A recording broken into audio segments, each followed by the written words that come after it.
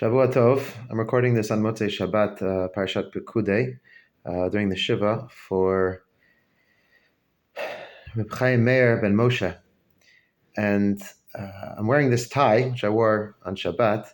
This is a tie that I wear often. In fact, I have many like it. All of them were given to me by my father-in-law, Zichrono Livracha. And almost every time I wear this tie or one of the many ties that look like it that he gave me, I always get compliments. It's so beautiful, such a nice tie. And then a few years ago, somebody pointed out that, it's appropriate to wear the tie on this week's Parsha because it's a Parasha of the Mishkan and of the Kohanim. And there's a certain similarity between the design on the tie and the Pekudei Kohanim, the Choshet, which is actually covered in Parashat Pekudei. The Torah says, "Vayasam otam al kitvot ha'efod avnei zikaron livnei Yisrael kasher tzivah Hashem et Moshe." That the avnei zikaron, which kind of look like these boxes over here, they were placed on the ephod. Zikaron livnei Yisrael, as remembrance stones for Bnei Yisrael. This phrase, remembrance stones, is very strange. What does it mean? So one way to understand it is that it's a way to remind Hashem about Bnei Yisrael. We know that on the avnei zikaron, avnei ephod, the names of the Shiftei Yisrael were written, and so it was almost as if we're trying to remind Hashem about us. Another way of understanding it, suggested, is that the Kohen Gadol is supposed to look at the stones and remember who he's doing the avodah for Bnei Yisrael. But the Meshech Chachma, Meir Simcha Midvinsk, so he gave a different pshat. He says, based on the Gemara in Sota describes how Yosef was challenged by Eshet Potiphar, and he was very, very close to doing a big Aveirah. And the thing that stopped him was that he saw an image of his father.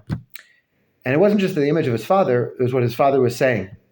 The Gemara says that his father said to him, Yosef, in the future, the Shvatim will have their names written on the Avnei Ephod. If you do this, your name will not be there.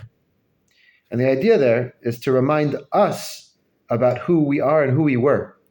The Avnei Ephod have each one of the names of the Shvatim is on there to remind us where we come from, what kind of people that we come from the Avot and from the Shiftei Ka.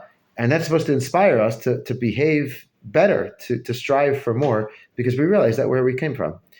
One of my Rebbeim pointed out, it dovetails nicely with the fact that Aaron HaKohen is the one wearing the Choshen and the Ephod and the Avnei Ephod, because we know about Aaron that he was obsessed with Shalom. Ohev Shalom, Rodev Shalom. He was a pursuer of Shalom. And the Midrashim have very interesting descriptions of how he would do that.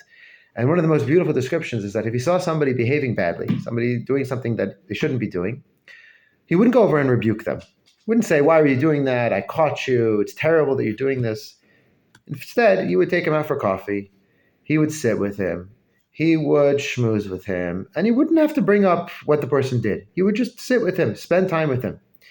And the person naturally, over the course of these conversations, over the course of the time spent, he would come to the conclusion, this Aaron HaKohen is not a slouch. Kohen Gadol, he's one of the two Gdolei Olam. And he's spending time with me. It must be that he sees in me something special, something unique.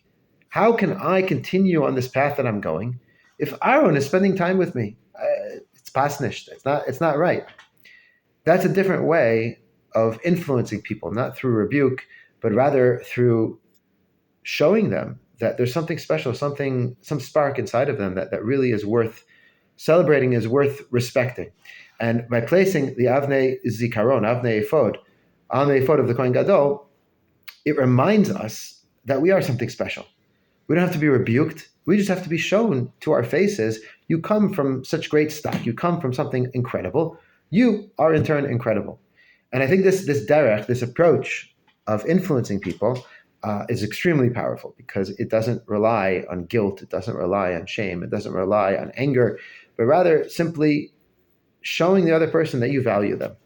And I think that my father-in-law, that Dr. Bristowski, Dad, really exemplified this because he wasn't a person that would go over and criticize people wantonly. He wouldn't go over and say, you did this is terrible. But anybody who was in his presence felt like they were zocha. Like this person, he's shined his face on me. He's given me his smile. He's given me the attention, and you felt empowered, you felt ennobled, you felt really like you were something special, that he would even spend time with you. And I would see this in interactions with other people. And I also felt like when he would talk with me, I felt really, really privileged, because I admired him a great deal, and had such great respect for him. And I think that that quality, to be able to make other people better because um, they feel charmed and ennobled by your presence, that was something really, really great, that I will really, really, really miss. Shavua Tov.